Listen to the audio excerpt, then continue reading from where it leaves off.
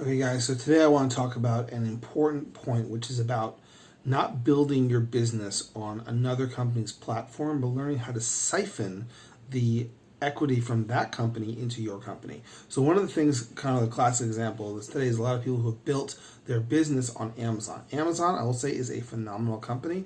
And what they're thinking, what their goal is at this point, people think that they're an online store where you can buy everything, which is true, but the Amazon company itself does not actually own a lot of stuff. What they did is what they really focused on is they actually took the Sam Walton model for Walmart and brought it to the internet, brought it online. But they basically what they wanted to be was they wanted to be the person who owned the distribution.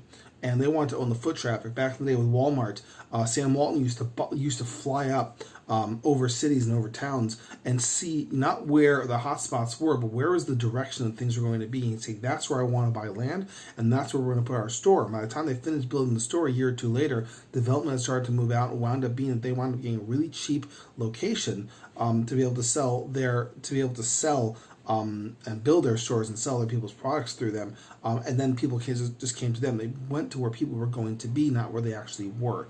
And this is how and again, Walmart also didn't actually sell or own any of the products. It was all other companies' products that they put in place. Amazon's done exactly the same thing. They've built a phenomenal distribution and warehousing center. Amazon FBA is awesome. They also have the whole affiliate network that you can do, that people can leverage. But they don't actually have any of the products themselves, and they're allowing people to come and build their businesses on the backside of their product, which is totally fine. There's a lot of traffic there. It's a great place to be able to go and to be able to build a business off of it. Now, what's the issue? What's the problem? And I'll give you one example. This is something that's gone back already for a number of years, for well over a decade. Amazon has had a very, very popular affiliate program. Affiliate program, people can actually just send traffic to their website. Anyone who buys anything from Amazon within 24 hours after clicking that link, they get a percentage of everything they buy. And a lot of people have built very successful businesses off the back of that stuff. Now, particularly in niche industries, niche areas, whatever. So here's the issue that's happened with Amazon. Literally last month, Amazon, because they control the platform, they can make the rules. And what happened is that in certain product categories where people were getting an 8% commission on products they were sending over, it went down 30%, or for 40% to 3%. So more than 40%, 60%, minus 60%. They were only getting 40% what they had before, which means if someone had built up a $10,000 a month business, they were only getting $4,000 for exactly the same thing that they had built themselves. And a lot of people are scrambling and trying to figure out, what do we do now? Like, we built websites, we have traffic, we're sending people over here, and Amazon just took all of our money from us.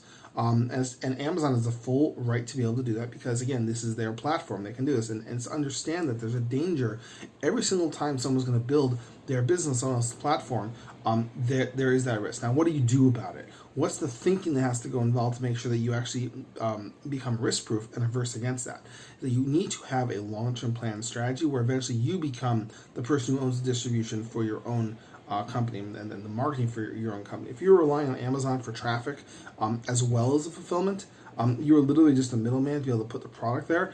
Amazon can take that away from you at any day, and that's overnight. Your business is gone. But if you're leveraging this to build a brand, right? Bring people to a website, get people on email lists, get people on your social media pages. Now you start to send and build paid ads to be able to drive these people back to your website where you're selling things. It can still be fulfilled by Amazon, right? There's no issue with that. But the point here is that now you're building an actual equitable system in your business where you now are siphoning the customers off of Amazon, building your brand, right? You're using Amazon to build your brand. And then you're building up your own asset, which is your email list, which is your customer list, which is your people liking you and connecting you on social media, getting people in messenger sequences, stuff like that. Even people who just visited a website, you can target those people now using Facebook ads.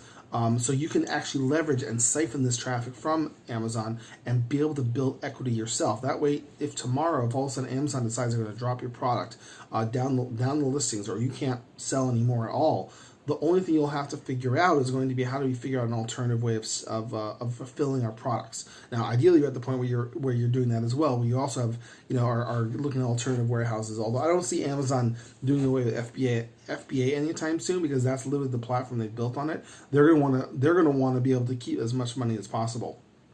So the fundamental rule is it's fine to build your business on another person's platform, but have a strategy to be able to siphon the equity from their platform to be able to build your own platform long term, to be able to, and that's how you be able to really win long term in business.